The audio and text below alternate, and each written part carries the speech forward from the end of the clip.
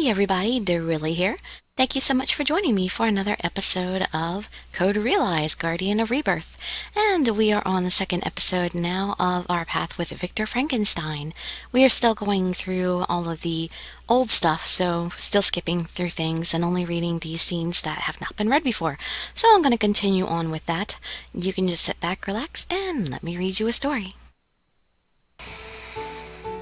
So, of course, I have to choose to board the train so that I'll be along with Victor. And this time I actually have to stay hidden. So, I guess maybe it's, I'm having faith in Victor, that he'll be able to take care of himself or something. If I leap out right now, I might get in their way. I need to trust in Victor. Victor quickly twists to the side and throws a different tube he had been hiding. There is no explosion, but the soldier collapses and falls down on the spot. Victor, what was that? It was the anesthetic, Cardia. You don't need to worry about me. Just stay hidden over there, okay? Yes. The two of them handle wave after wave of soldiers, but the enemy attacks get even more intense. Oh wait, it's all the same stuff again. So at this point we have to choose, isn't there another way? Isn't there some other way? I'm not comfortable making a dangerous decision like this. I agree with her. There's a chance something could go wrong if this thief is the violent type. I must say, I'm not enthusiastic about this idea either. That's unexpected. I thought you'd think it sounds like fun, like you always do. I don't react that way to everything, you know. But if you want to make a substantial amount of money in a short time, we'll have to do dangerous or illegal things. Illegal is no good. I guess this is our only option. And here, as usual, we have to persuade Dirili. And at this point, we have to don't ask. It kills me to do this because I love Van Helsing. But to go after Victor, I must not ask Van Helsing about his past. No, it's nothing. I see. Van Helsing responds softly, without looking in my direction. I won't ask. I can't bring myself to ask. If I were to ask him if he killed Delacroix's father, he would most likely tell me the truth. But there's nothing I could do about it, even if I knew the truth. I probably won't be able to even be sad or surprised about it. What is it? I'm going to see Delacroix II tomorrow. I can't avoid my connection with that boy. Alright. The young boy said he would kill Van Helsing. If he's decided to go there, that must mean he is willing to kill or die. Van Helsing's eyes reflect a silent yet unwavering strong will. I'm going back to my room. If you have no business with me, you should go back to your own bed as well. I nod and make my way back to the mansion. And this time we have to choose to run into a back alley for the first time, so we'll have something new to read here. Let's get off the main street. I take Saint Germain's hand and lead him into a nearby alleyway. Thanks to you, I know the layout of the streets around here. Let's get as far away from them as we can. I see.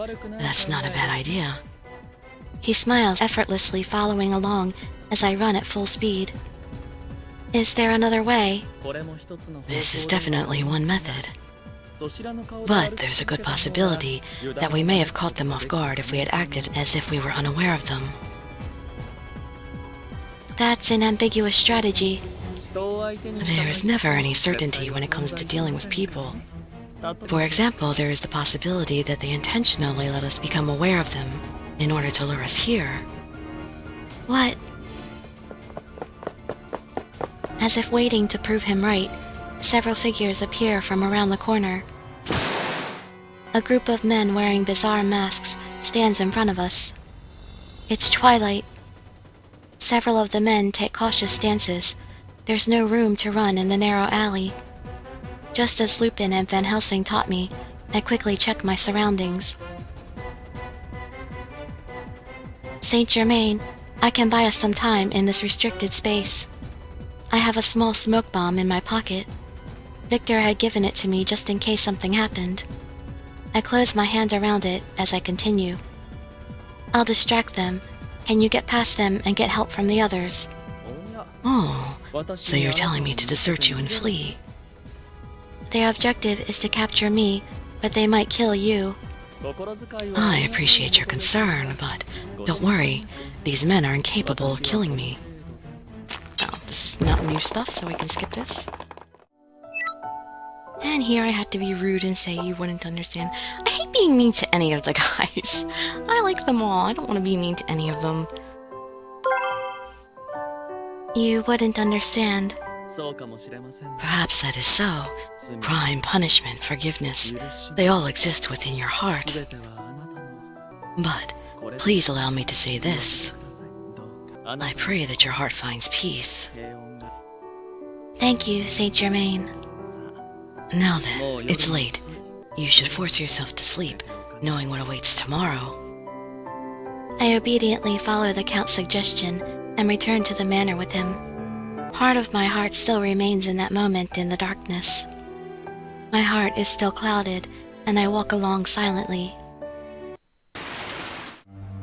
And since we've done all those choices, and we haven't officially begun Victor's path until Chapter 9, but he's going to be the one to join us in the room with Finis, and we're going to follow him along in this place. If I have any questions when I'm reading through documents, I can ask you. Sure, I'll be glad to help you out. I'll do my best.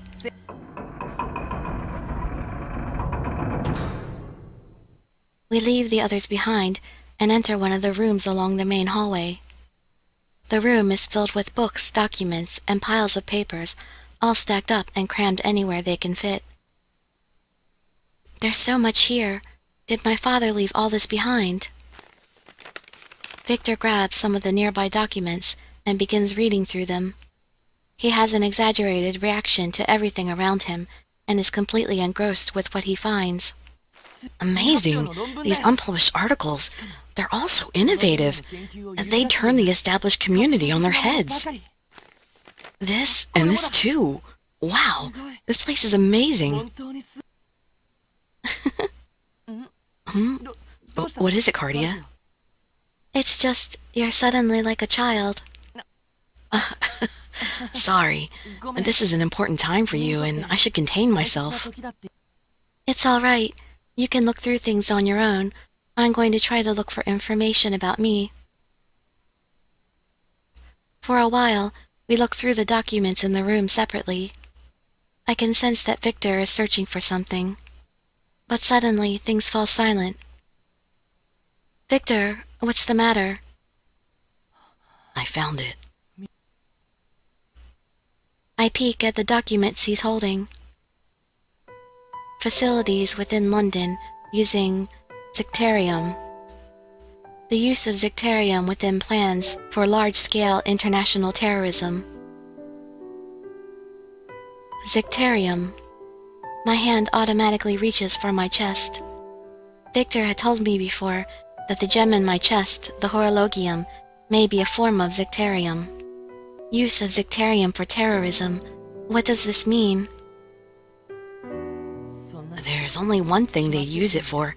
Zicterium has the potential to become the worst weapon created by mankind. What? Zicterium is a powerful poison used in the Vampire War 2 years ago. It creates a deadly fog, killing everyone. But even then, the amount of Zicterium used was only a small portion of the amount created. A massive amount went missing. Of course, Queen Victoria began several concerted efforts to find the missing Zicterium, but it was never found.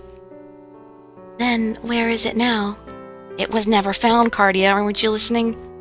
A proposal for an effective way to spread Zicterium as a weapon. After the war, most of the Zicterium will be stored at. It's just as I thought. The Zicterium is somewhere here in the city. Victor begins searching through the papers, more desperately than ever before. Where is this Zicterium being kept? Victor, calm down. He's beyond the realm of desperation, and for a split second he even looks like he's gone mad. This is completely different from his usual peaceful self. And then... Hey! Victor! Cardia! It's time for us to get back together!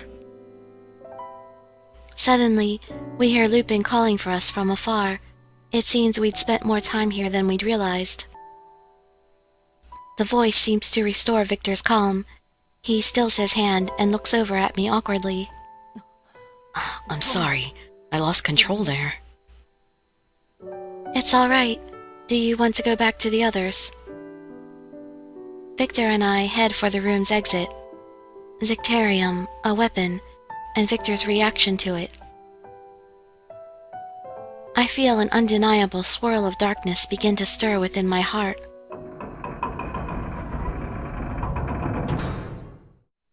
And here's where Victor will come rescue us. No.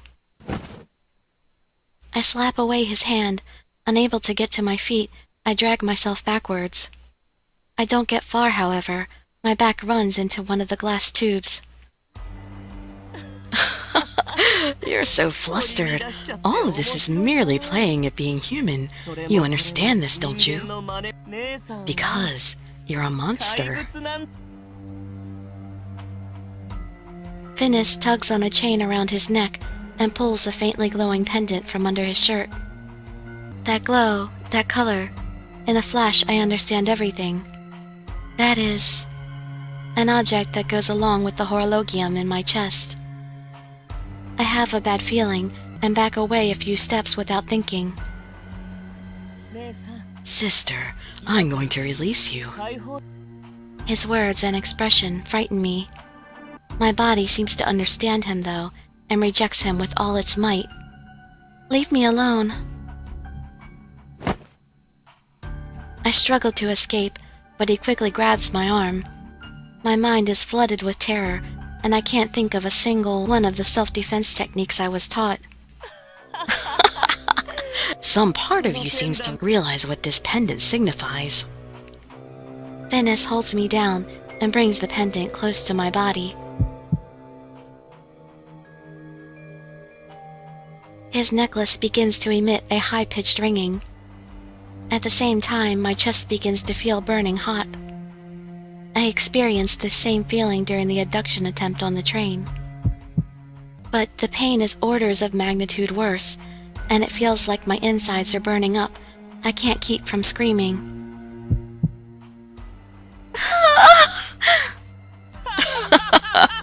Now, show me your true shape.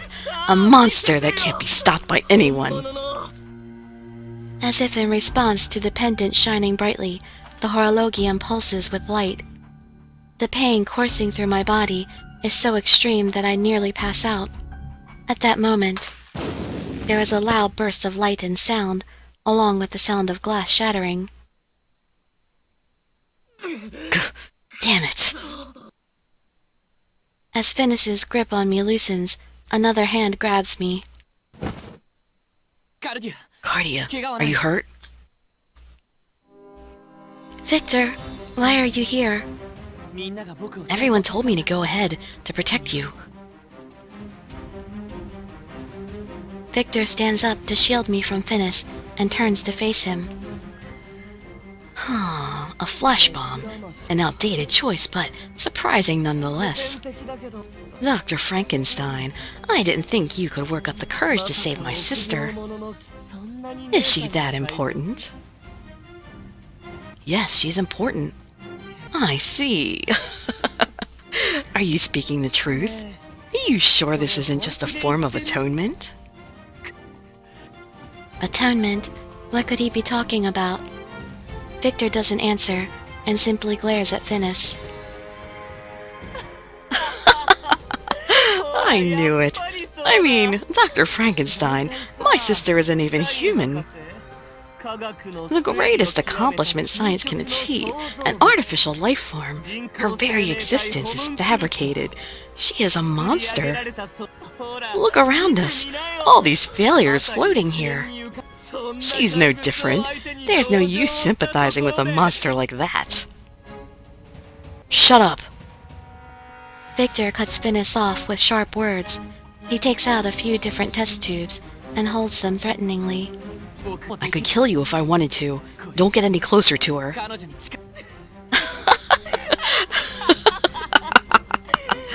Nice.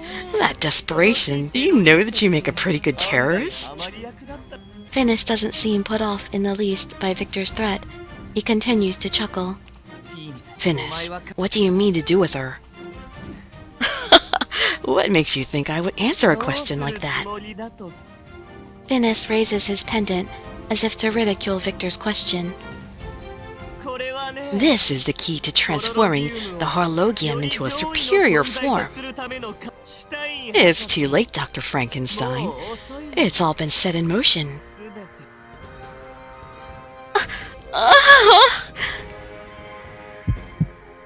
Just the sight of the pendant seizes my chest with a burning pain. Cardia! You feel it too, don't you, sister? It stirs within you. The absolute. Finis takes a step forward, laughing. Right at that moment. Unable to keep up with the rapid turn of events, I lean heavily against the wall. Then I suddenly feel a piercing pain in my chest, and I place my hand against it. The Horologium is hot. The heat is building up inside me, and I feel as if my entire body is burning. Cardia, what's wrong? Victor notices something is amiss, and looks into my eyes with concern. But our priority right now is to escape. I shake my head, trying to hide the sudden heat that seized my body. I'm fine. Let's look for another way out. Right, but you look like you're in pain. Victor, I understand your concern, but let us respect her judgment that she is all right. First and foremost, we need to determine a method to exit this place. I understand, but you'll tell me if it gets to be too much, won't you? Yes, thank you. I look up and see countless versions of me that never were. They have no expression on their faces and simply stare out blankly. For some reason, they look sad to me. What am I? If what Finis said is true, and I was created by Father, then why? For what purpose was I made? Finis. I wonder if he was like me, or was he something else entirely? The only person who knows that is dead. I walk over to him and gently close his eyelids. The least I can do for him is a send-off. We're not going to take the necklace? I mean, that could be important. There's a faint pain deep in my chest. Ever since Finis touched me with that pendant he called a key, I felt a strange pain in my chest from time to time. It feels like the Horologium grows warmer. Once the pain goes away, I look back up at the mansion. Everyone, especially Victor, I won't be able to see any of them anymore. The thought of this makes me sad. I always enjoyed the time I spent with him. I wish he could have taught me more. It can't be helped. I need to get going. Where are you going? I thought that perhaps I was only imagining his soft voice, but I look over and see Victor. Victor, what are you doing here? It's just a coincidence, but you were acting strangely, so I couldn't help but follow you. I don't know why, but it hurts to meet his gaze. I look down to avoid his eyes. Neither of us says a word. The only sound is the constant wind. If I just make a run for it, I can probably escape him, but a part of me wants to hear his voice. Finding out the truth was too painful, wasn't it? That you're not human, that you're an artificial life. My breath hitches in my chest at these words that are thrown at me. I didn't think Victor, of all people, would strike at that horrible memory. But what he says next is an even bigger shock to me. I'd always expected as much. You're fundamentally different from a human. I knew that you were special. What? Being able to create life is a ridiculous concept. As an alchemist, I'll never be able to believe in it, but the horologium embedded in your chest, a body that can withstand that acidic poison, Isaac Beckford's daughter. Knowing about these things, and after spending time with you, I became certain of one thing, that you were unnatural at creation. But then, Victor had known all along that I wasn't human. Then how? What had he been thinking of me all this time? Just the thought of it makes me freeze up. I was going to keep it to myself. I thought the truth would be too painful for you to bear. You knew this whole time that I wasn't human. Yes. And did you think of me as a thing, as a monster? His eyes are so sad. Even without saying anything, it's clear to me how much he must have struggled thinking about me. After a moment, Victor speaks softly. No, I never once thought of you as a monster. Your life was artificial, yes, but I can tell you this with certainty, Cardia. You aren't just a thing. Things don't laugh or become sad on their own accords. And you're not a monster. Monsters don't love people. But you're different, aren't you? You consider us all your friends. You care for us. That's why you're not a monster. You're just a kind-hearted girl. I look up at Victor. His smile, lit by the moonlight, is very kind and so beautiful that it almost makes me cry. Another pain in my chest. Different from the pain of the horologium, a tiny, tiny ache. What could this be? Cardia, trust me. Not a single one of us thinks you're a monster. Not now, not ever. Victor reaches out his hand to me. I hesitate, but timidly reach out to take it. And he pulls me towards himself with great strength. Thank you for believing me. He smiles, the smile of one feeling true happiness from the bottom of his heart, and I feel embarrassed. I'm so sorry for worrying you. I'll go back to my room now, so don't worry about me. I move away gently and put the suitcase in my other hand. What about you? If he's going back, I'd like to stay with him for a while longer, but... Oh, I have some business in town. I'm going to be gone for a bit. What kind of business? Nothing much. I just had to pick up something I forgot. Although Victor smiles as he says this, I can tell that there is a lie mixed in there somewhere. A bad feeling stirs in my chest. Are you sure you'll be all right alone? I'll be fine.